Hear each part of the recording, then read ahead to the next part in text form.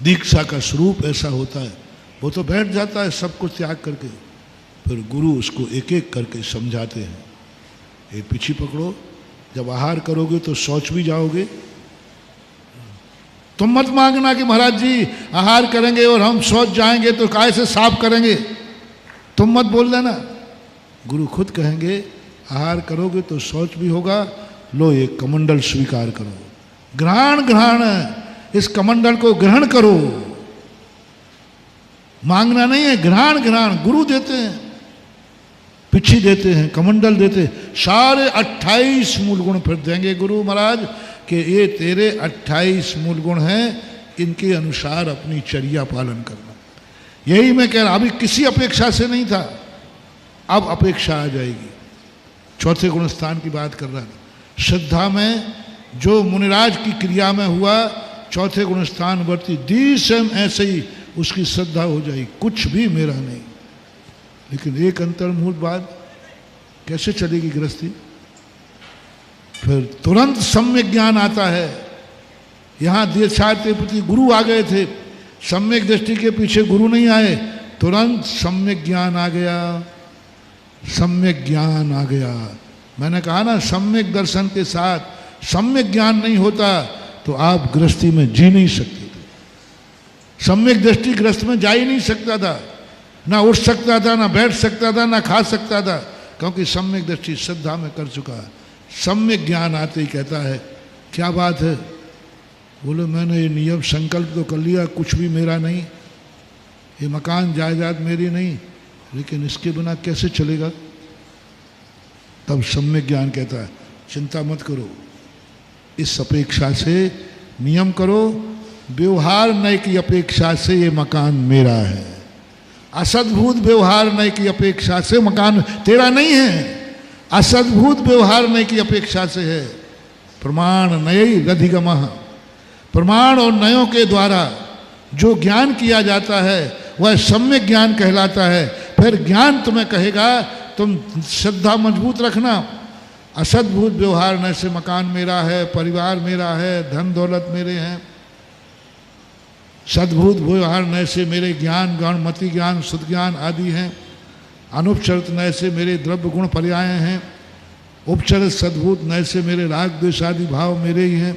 ये सारा न्याय का पद्धति का आलाप पद्धति ने उस सम्यक दृष्टि को जीने की कला सिखा दी।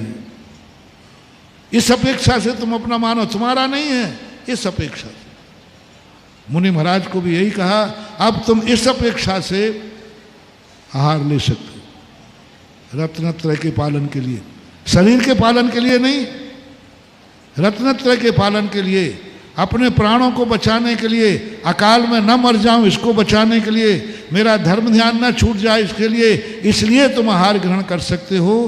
ये पद्धतियां जो दी हैं ये बहुत बड़ी। आकिंचन की बात कर रहा था। अविरत सम्यक दृष्टि चौथे गुण स्थान में प्रथमोपसम सम्यक दर्शन समय श्रद्धा से आकिंचन हो जाता है।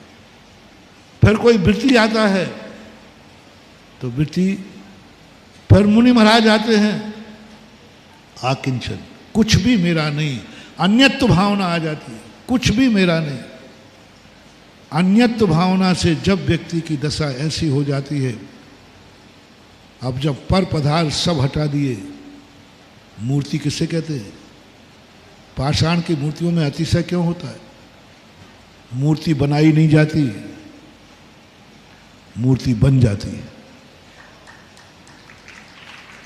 जो मूर्ति बनाई जाती है उसमें अतिशय नहीं आएगा, जो मूर्ति बन जाती है उसमें अतिशय आता है। पाषाण की मूर्ति बनाई नहीं जाती, पाषाण की मूर्ति में तो पत्थर को छांटता है, घिसता है, और जो उस आकार में बाधक पत्थर था उस पत्थर को निकाल देता है, मूर्ति प्रकट हो जाती है। मूर्ति बनाई नहीं जाती, वो तो पत्थर छांटता है हाथ के लिए, बाहर का पत्थर छांटता है। आप शिल्पी को देखना, अंतिम तक वो छेनी लिए रहता है, छांटते ही रहता है, छांटते ही रहता है, छांट देता है, और मूर्ति निखर के आ जाती है। बनाई नहीं मूर्ति, बन गई मूर्ति। इसी प्रकार मुनि महाराज बना नहीं जाता, मुनि महाराज बन जाते हैं। बना नहीं जाता। उन्होंने तो घर छोड़ दिया, अन्यत्व भावना, मैंने घर छोड़ दिया, परिवार छोड़ दिया, धन छोड़ दिया, दौलत छोड़ दी, कपड़े छोड़ दिए, सब छोड़ दिया। सब छोड़ने के बाद जो बचा उसी का नाम है मुनि व्रत। बने ही नहीं, मुनि बने ही नहीं जाता। मुनि तो बन गए, सब छोड़ते गए। मुनि पने में क्या क्या बाधक है उसको हटा दो, उसको हटा दो, मुनि बन जाओ। मूर्ति के आकार में कौन सा पत्थर बाधक है उसको हटा दो, मूर्ति बन जाएगी। ऐसे ही आज उत्तम ब्रह्मचर्य का व्रत का दिन है। कुछ नहीं पाना, ब्रह्मचर्य पाना ही नहीं है। अब ब्रह्म का त्याग कर दो, ब्रह्मचर्य अपने आप प्रकट हो जाए। बहिर्मुखी होना छोड़ दो, अंतर्मुख हो जाओ।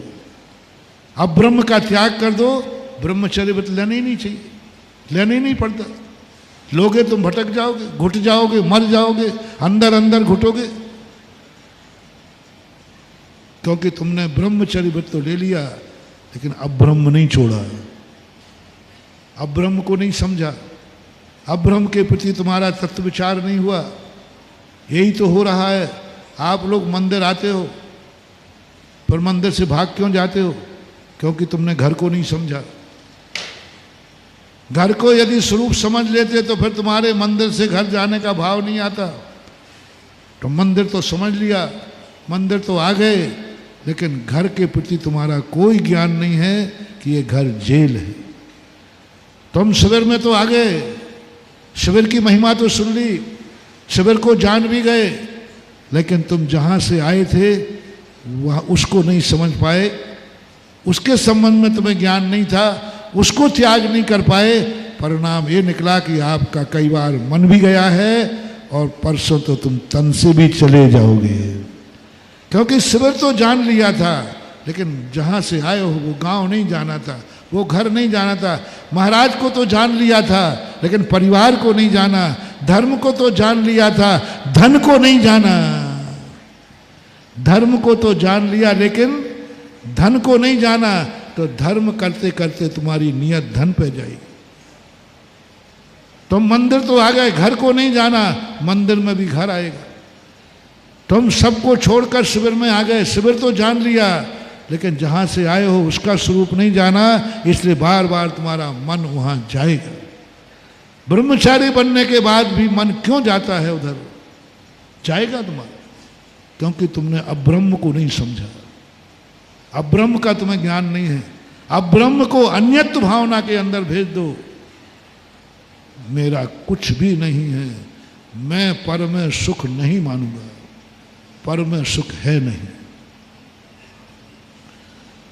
पर को देखने में सुख नहीं है, पर को सोचने में सुख नहीं है, पर की बातें सुनने में सुख नहीं है, पर से बोलने में सुख नहीं है, पर के यहाँ जाने में सुख नहीं है, पर के कार्य करने में सुख नहीं है। बस इतनी सी प्रीति तुम्हारे लिए होना है। तुम्हें क्या करना है मैं नहीं बताऊंगा। जय जिनेंद्र दोस्तों, अगर आपको मेरी वीडियो अच्छी लगती है तो प्लीज़ मेरे चैनल को लाइक करें, शेयर करें, सब्सक्राइब करें। इसी तरह से अपना प्यार देते रहें। Thank you.